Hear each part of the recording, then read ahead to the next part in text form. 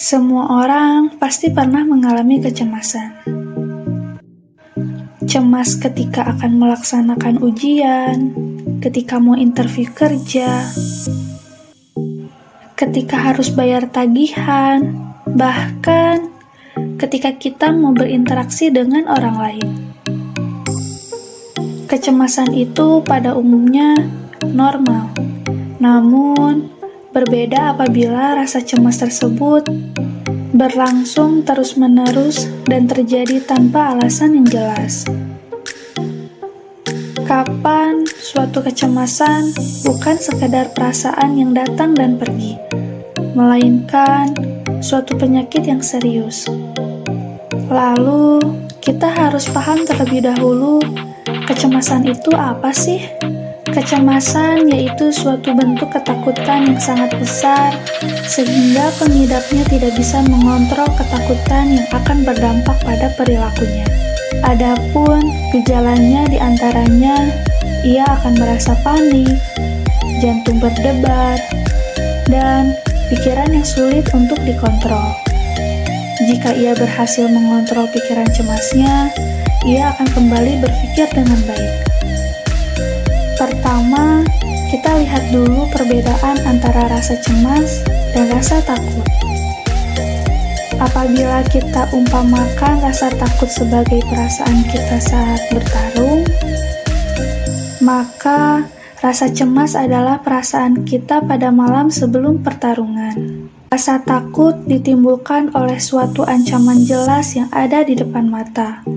Sedangkan rasa cemas timbul akibat sesuatu yang akan terjadi ancaman yang tidak ada di depan mata, tetapi mungkin harus dihadapi di kemudian hari.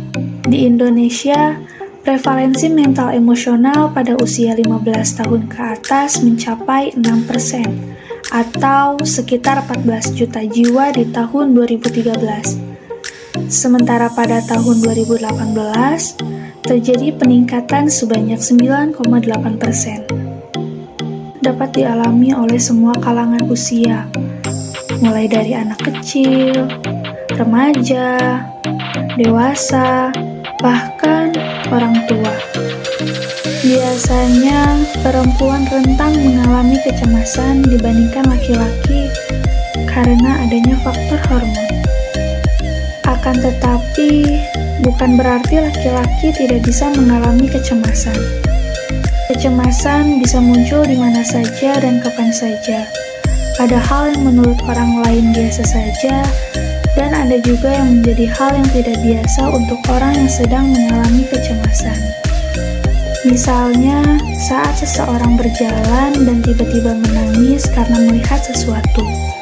Secara tidak sadar, ia mengalami cemas, gelisah, dan panik. Hal itu bisa disebabkan karena ada pengalaman yang tidak menyenangkan atau trauma di masa lalu, sehingga pada saat dewasa ia akan menjadi pribadi yang takut. Apabila kecemasan selama 2 minggu berturut-turut tidak hilang, kecemasan juga akan berlanjut seperti menjadi gangguan kejiwaan, bahkan sampai bunuh diri jika tidak segera disembuhkan. Maka dari itu, agar tidak berlanjut semakin parah, pengidapnya harus berani mematahkan ketakutannya, agar perilakunya tidak berpengaruh ke dirinya ataupun ke orang lain. Lakukan hal-hal yang positif yang mengapresiasi hal kecil sekalipun dapat membantu meningkatkan rasa percaya diri.